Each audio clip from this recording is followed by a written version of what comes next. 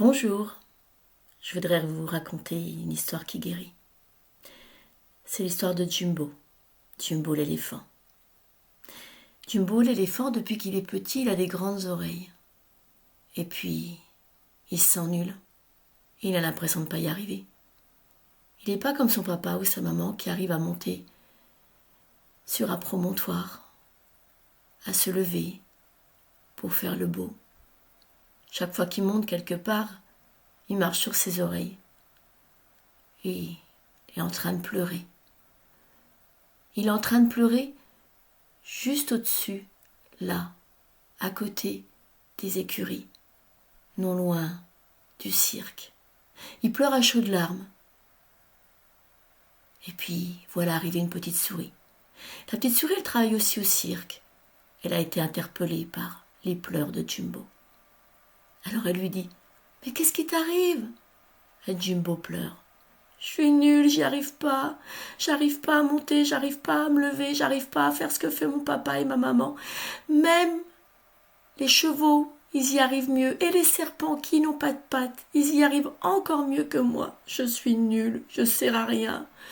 Et puis en plus, on n'a pas vraiment à manger. C'est la catastrophe. » Et la petite souris lui dit « Attends, Jumbo, je vais te proposer un truc.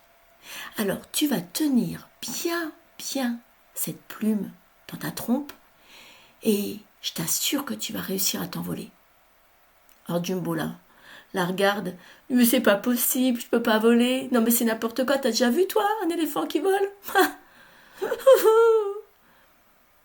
Alors la petite souris lui dit « Bah écoute, t'as qu'à essayer. Prends la plume et bats des oreilles. » Il prend la plume, il regarde, il bat des oreilles, il n'y a rien qui se passe. « Eh ben tu vois, je suis même pas capable de voler. » Et elle lui dit « Attends, j'avais oublié. Il y a 3 choses à faire avant. Première chose, tu décontractes. » Alors Jumbo la regarde, comprend pas trop. Alors pour se décontracter, ce que je te propose, c'est que tu vas crisper tous tes muscles, très fort, tous les muscles, et tu lâches. Observe ce qui se passe à l'intérieur de toi quand tu lâches une fois que tu as crispé tous tes muscles. Jumbo sourit. Ça fait bizarre, dit-il. Ok, parfait. Maintenant tu recommences. Tu crispes ton visage, tes pattes, ton dos. Tout, tu serres le plus fort que tu peux et tu lâches. Observe maintenant. Ah, intéressant, dit Jumbo. Alors on recommence. Tu serres tes pattes, tu serres ton postérieur, tu serres ta trompe, tu serres tes oreilles, tu serres tout. Et tu lâches. Et Jumbo sourit en observant ce qui se passe dans son corps. Et puis là, la petite souris lui dit « C'est pas fini maintenant. Il va falloir que tu respires. Alors, respire, gonfle ton ventre, gonfle ta cage thoracique, comme si tu étais un gros ballon. Vas-y. Et souffle. On recommence. Vas-y. Et souffle. Encore une fois. T'es un gros ballon. Souffle. Jumbo sèche ses larmes, observe la petite souris. Et la petite souris lui dit « Attends, c'est pas fini. Maintenant, ce que tu vas faire, tu vas imaginer que tu as une main magique qui observe par tes oreilles tout ce qui se passe dans ta tête, toutes les idées noires, les je vais pas y arriver, c'est nul, et patati et patata. Dès que tu vois une idée, tu la prends et tu la jettes dehors. Tu la prends, tu la chopes et tu la jettes et tu la donnes à Mère Nature. Tu la prends et tu la jettes et tu la rends à Mère Nature. Mère Nature, elle sait faire avec toutes ces énergies qui sont bloquées dans notre tête. Vas-y. Alors Jumbo fait l'exercice. Il prend et jette. Il prend et jette. Et la petite souris le regarde faire, très intéressée. À un moment donné, elle voit qu'il ne jette plus rien. Elle lui dit « Ça va? C'est bon? Il n'y a plus rien dans ta tête, là ?» Jumbo lui sourit. « Alors maintenant, Jumbo, tu fermes les yeux. Tu fermes les yeux et tu bats des oreilles en tenant très très fort cette plume de corbeau. Vas-y, bats des oreilles. Et là, Jumbo se sent léger. Il a la perception que ses pieds décollent. Il ouvre les yeux et ses pieds, en effet, ont décollé. Il vole. Quelque chose d'extraordinaire. Alors au début, il fait des petits sauts, des petits bonds. Et puis après, il prend de l'aisance. Il commence à voler un peu plus haut. Et très rapidement, il apprend. Le monsieur qui s'occupe du cirque observe les choses. Il commence à imprimer des affiches. Venez voir le premier éléphant volant. Venez voir. Et le soir même, il y avait plein de gens à 20h au cirque, en train d'observer Jumbo voler. C'était magnifique.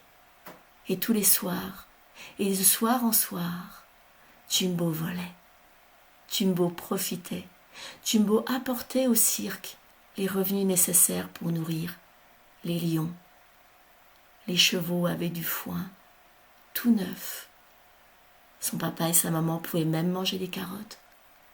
Les chevaux avaient de temps en temps une ration supplémentaire. Et tout le monde était heureux. Tout le monde aimait ce que Jumbo apportait.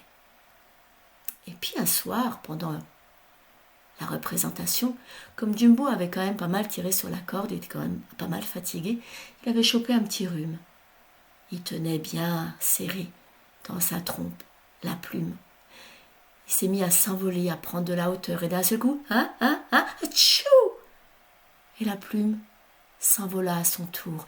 Jumbo perdit pied, commença à s'inquiéter. Il ne s'est pas volé sans sa plume. Il commence à perdre de l'altitude. Mais la petite souris qui était cachée au-dessus de sa tête, dans son chapeau, dit « Jumbo, c'est des âneries. Jumbo, tu sais voler. Jumbo, la plume, elle sert à rien. Vas-y, bats des oreilles. » Et là, Jumbo écouta la petite souris. Il s'est mis à battre des oreilles. Il commence à reprendre de l'altitude. Il savait voler tout naturellement. Et c'est pour ça qu'il n'était pas comme les autres. Et c'est pour ça que monter sur un escabeau, c'était pas son truc.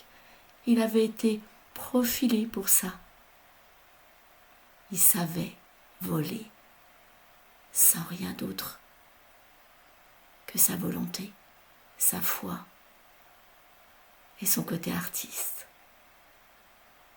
Depuis ce jour, Jumbo n'a plus besoin de plumes. Depuis ce jour, Jumbo est le seul éléphant à savoir voler.